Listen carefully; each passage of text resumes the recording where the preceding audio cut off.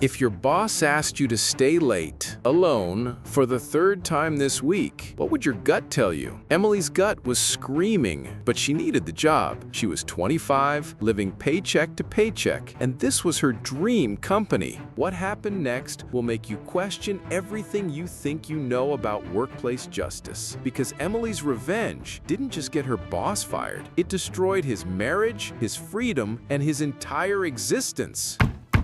You're about to become the jury in the most controversial workplace revenge case I've ever seen. And I guarantee you'll be thinking about this long after this video ends. Court is in session. Meet Emily Chen, 25 years old, graphic designer, fresh out of college with $60,000 in student debt. She lands her dream job at Sterling Marketing, a prestigious firm in downtown Chicago. Her boss? David Sterling, 45, married, 2 kids, and the company founder worth $3 million.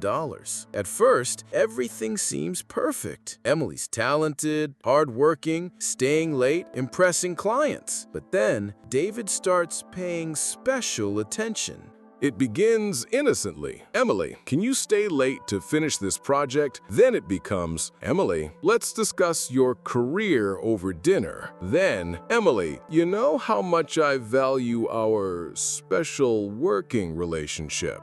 Emily's not stupid. She knows exactly what's happening, but she needs this job. Her parents sacrificed everything for her education. She can't just quit. For 3 months, Emily expertly dodges David's advances, professional but firm, until one Friday night, David corners her in his office, locks the door, and makes it crystal clear: sleep with him or lose everything she's worked for. Emily says no, firmly, professionally. She tells him this is inappropriate and she just wants to do her job. Monday morning, Emily arrives to find her keycard deactivated. Security escorts her out. David's story: Emily demonstrated unprofessional behavior and violated company policy. But that wasn't enough for David. He blacklisted her, called other agencies, told them she was difficult to work with, and had attitude problems. Emily couldn't get hired anywhere in Chicago. For 6 months, Emily struggled, waitressing, broke, watching her dream career die, while David lived his perfect life. But Emily was smart, very smart. And she'd been watching David very carefully during those 3 months. See, while David was trying to seduce her, Emily noticed something interesting about his computer screen: tax documents, offshore accounts, numbers that didn't add up. Emily had 2 choices: stay broken and defeated, or fight back with everything she had. She chose war. Emily spent 6 months building her case. Every late night she'd worked, she'd secretly photographed David's financial documents with her phone. She discovered David was funneling company money through fake consulting firms, tax evasion, wire fraud, over $2 million stolen from his own company and hidden from the IRS. But Emily didn't stop there. She remembered every inappropriate comment, every unwanted advance, every uncomfortable moment, and she'd been smart enough to record some of their private meetings on her phone.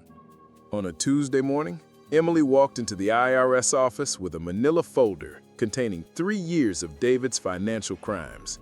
Every document, every. That same afternoon, she posted a detailed LinkedIn article titled "Why I Really Got Fired from Sterling Marketing," complete with audio recordings of David's propositions and threats. Within 24 hours, the post had 50,000 shares. Local news picked it up. Other female employees came forward with their own stories.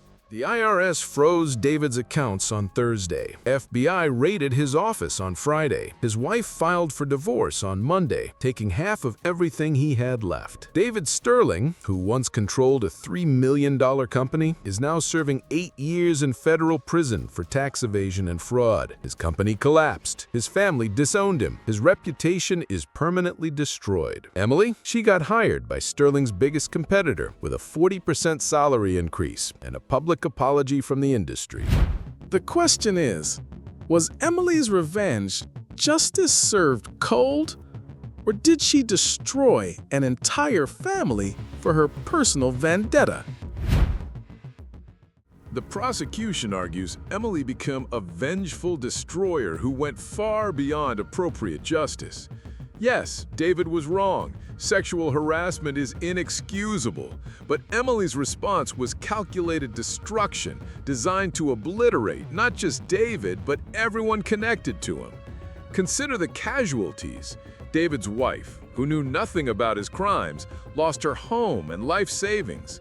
His 2 teenage children now have a father in prison and carry the shame of his actions. Emily had legal options. She could have filed harassment claims with HR, sued for wrongful termination, or reported him to labor authorities. Instead, she chose nuclear revenge. The tax evasion had nothing to do with her harassment. Emily used those crimes as weapons of personal vengeance, not justice. She destroyed 47 innocent employees who lost their jobs when the company collapsed. She turned workplace harassment into a personal war that devastated dozens of lives. Emily is guilty of excessive revenge that harmed innocent people.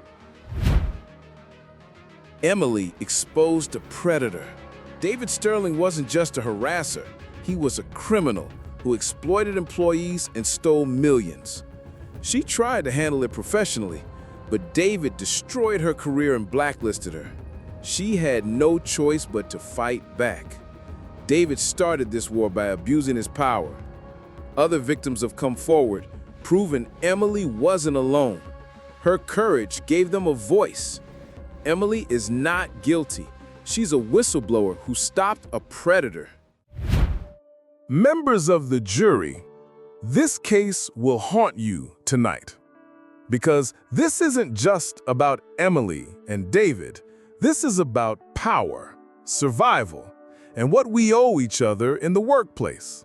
Think about these questions. When someone destroys your life, do you have the right to destroy theirs back? Should revenge be proportional to the crime or proportional to the damage caused? At what point does justice become vengeance? Emily lost 6 months of her life, her career prospects, and her financial stability because she refused to sleep with her boss. David lost 8 years of freedom, his marriage, his children's respect, and his entire legacy. Was Emily's revenge justified, justice, or did she go too far? I need your verdict now. Comment below. Guilty if Emily's revenge destroyed too many innocent lives. Not guilty if David deserved everything he got. Tell me why. What would you have done? Your reasoning matters. Subscribe because next week we're judging the roommate who sold everything I owned, and you won't believe how far this revenge went. Your verdict awaits. Court is adjourned.